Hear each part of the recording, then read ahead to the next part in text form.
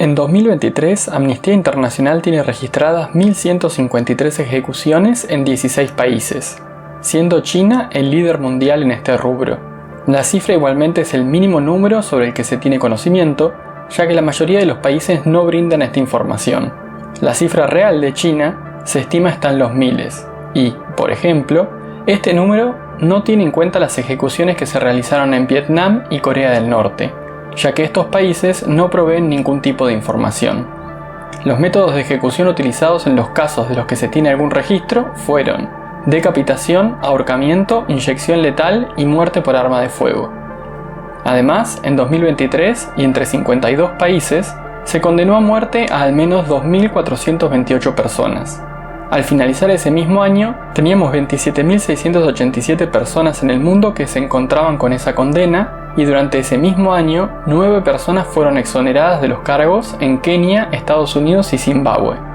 Teniendo esto en cuenta, ¿cuáles son los argumentos a favor y en contra de esta pena? Antes que nada, hay que decir que lamentablemente existen personas o grupos que quieren ejercer esta pena por crímenes como ser homosexual, ser ateo o por hacer un dibujo de Mahoma, algo que debería sonar como una locura absoluta para cualquier sociedad civilizada. Así que analicemos el caso en el que la mayoría de la gente en el mundo que está a favor de esta pena está de acuerdo con su ejecución, el asesinato. Un argumento que muchos utilizan es el de la llamada ley del talión de la Biblia, esa que dice ojo por ojo, diente por diente. Se dice que alguien que mata a otra persona no respeta el famoso derecho a la vida de sus víctimas, por lo que no se le debe contemplar ese derecho a sí mismo, y que la única forma de alcanzar justicia es darle un castigo equivalente a lo que esa persona hizo. Obviamente, este tipo de argumento no se sostiene cuando se lo analiza un poco, ya que no se utiliza para ningún otro tipo de crimen. ¿A alguien que robó entonces se lo castiga con robarle alguna pertenencia? ¿A alguien que abusó sexualmente de otra persona se lo somete a un abuso sexual por parte de un abusador estatal y luego se lo libera? Claramente no. También creo que todos estamos de acuerdo que secuestrar a una persona, esto es privarla de su libertad, es un crimen mucho peor que el robo, y sin embargo la mayoría está de acuerdo en privar de su libertad a los ladrones. Es evidente que la proporcionalidad en las acciones de la justicia es algo que siempre está en discusión, y que la equivalencia no es algo que realmente se pueda defender desde un punto de vista lógico, ya que probablemente se cometa una falacia de alegato especial. Un segundo argumento popular es que la ejecución de personas que hayan cometido estos crímenes sirve para desincentivar a otros a que hagan lo mismo, esto es, tiene un efecto disuasorio.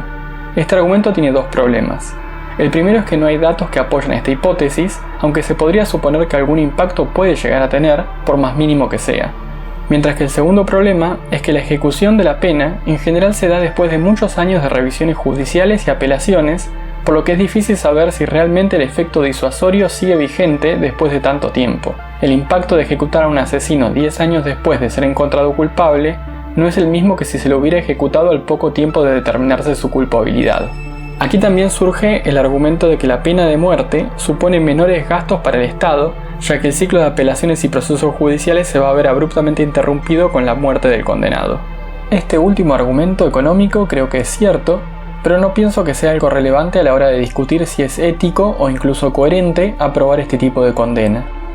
Y un tercer argumento utilizado a favor de la pena de muerte es que, en definitiva, salva las vidas de inocentes. Si se ejecuta a un asesino, este ya no puede matar a nadie más, mientras que si se lo deja preso, siempre está la posibilidad de que se escape o que tenga suerte en su apelación y lo liberen antes de tiempo, lo que le permita generar más víctimas que se podrían haber evitado.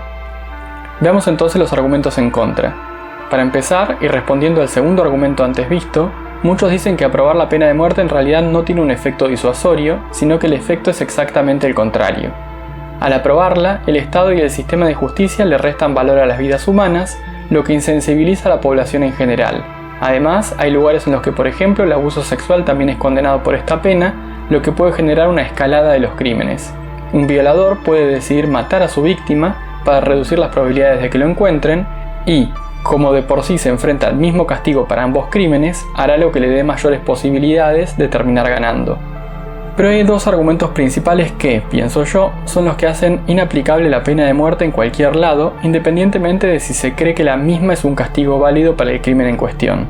Primero tenemos que decir que no existe un sistema judicial perfecto, ni forma de tener una certeza del 100% en ningún caso.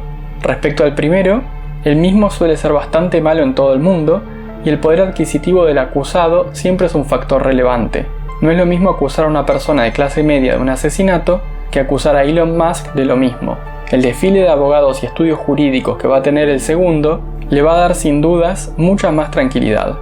Ni hablar de los casos en donde un jurado seleccionado al azar de la población tiene que determinar la culpabilidad de alguien.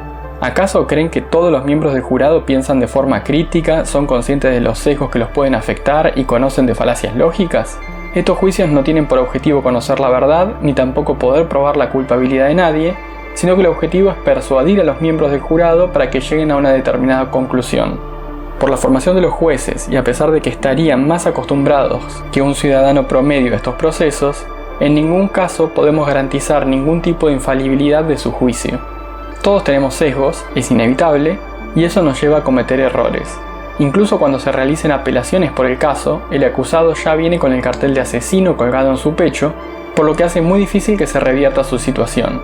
Los riesgos de condenar a un inocente por un crimen que no cometió siempre están presentes, y aunque estos casos son siempre una tragedia, lo son más cuando se ejecuta a quien no era realmente culpable.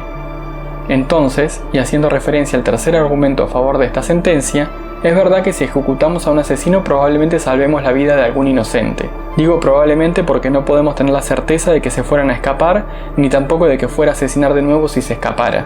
Pero por otro lado, si ejecutamos a los que fueron encontrados culpables, también podemos decir que probablemente estaremos matando inocentes, con el agravante de que se hace con el aval del Estado, al tiempo que se deja impune al verdadero culpable.